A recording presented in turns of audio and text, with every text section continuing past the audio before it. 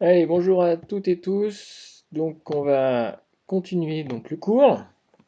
Donc, la dernière fois, on s'était séparé sur la mucoviscidose, qui était une maladie génétique récessive. Donc, on va passer maintenant au grand B, la méiose, formation de nouvelles combinaisons alléliques. Donc l'idée dans cette partie, déjà c'est de vérifier qu'on sait bien refaire, schématiser une méiose sans se tromper. Donc avec la séparation des chromosomes homologues lors de la première division et la séparation des chromatides lors de la deuxième division de méiose. Et donc du coup dans le cours, on va pouvoir écrire qu'en fin de méiose, chaque cellule produite reçoit un seul des deux allèles de chaque paire avec une probabilité équivalente. Donc ça c'est vraiment important.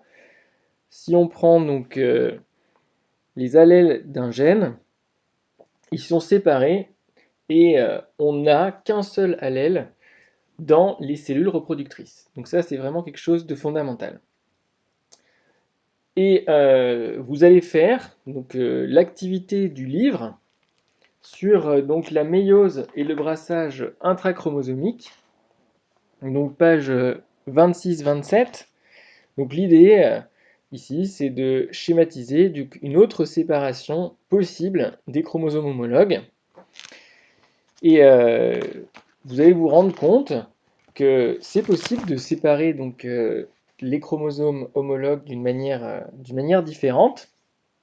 Vous allez les schématiser dans votre cours, puis vous allez calculer en fait euh, les comment dire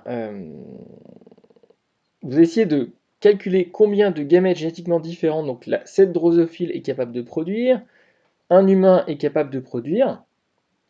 Et au final, vous allez pouvoir écrire dans votre cours que la séparation au hasard, donc ça c'est vraiment important, au hasard des chromosomes homologues de chaque paire lors de l'anaphase 1 donne lieu à un brassage interchromosomique.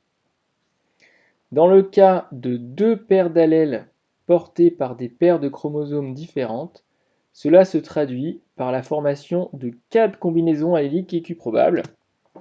Ce qu'on voit sur ce schéma, quand on part sur une cellule, 2N égale 4 chromosomes avec deux gènes indépendants.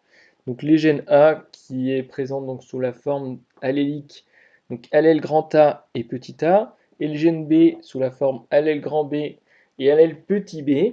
Et on se rend compte qu'il y a deux distributions possibles, équiprobables, et donc on arrive à 4 combinaisons d'allèles équiprobables. Donc ce schéma, vous devez être capable de le refaire et de l'expliquer correctement. Après, vous allez passer sur une deuxième activité, l'activité méiose et brassage intrachromosomique, page 28-29. Vous allez faire les questions de votre livre. Vous allez devoir en fait schématiser ce qu'on appelle des crossing over. Donc ce schéma de crossing over, il faut être capable de le refaire dans votre cours. Et donc ça, c'est l'activité, schématiser ce qui s'est passé chez le parent porteur du chromosome 9 anormal. Et au final, dans votre cours, vous allez pouvoir écrire que le brassage intrachromosomique est dû à l'existence d'un phénomène appelé crossing over. Donc au cours de la prophase 1 de méiose, des échanges de portions de chromatides entre chromosomes homologues peuvent donner lieu à des recombinaisons alléliques pour des gènes liés. Les combinaisons alléliques nouvelles se retrouvent en proportion minoritaire par rapport aux combinaisons alléliques dites parentales. Donc pareil, ce schéma, il faut le refaire, il faut bien le comprendre. Donc ici, dans la cellule, 2n égale 2, donc il n'y a qu'une seule paire de chromosomes qui portent deux gènes liés, ça veut dire situés sur le même chromosome, donc le gène A et le gène B, présents sous la forme allèle grand A, allèle petit a, et allèle grand B, allèle petit b.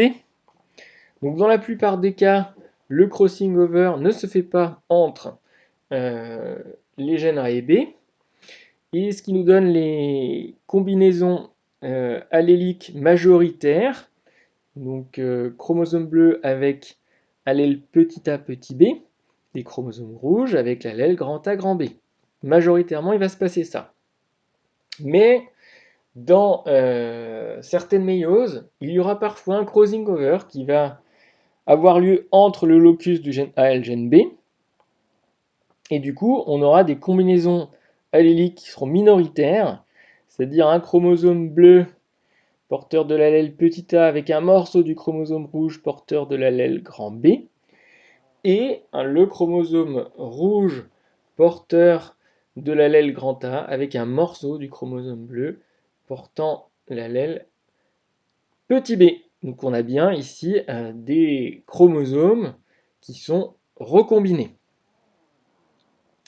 Donc au final, le nombre de combinaisons génétiques possibles dans les gamètes est d'autant plus élevé que le nombre de gènes à l'état hétérozygote est plus grand chez les parents. Donc la reproduction sexuée avec la méiose et la fécondation permet la diversification des génomes, de telle sorte que un individu issu de la reproduction sexuée est génétiquement unique. Vous êtes unique, nous sommes uniques. Voilà pour le cours d'aujourd'hui.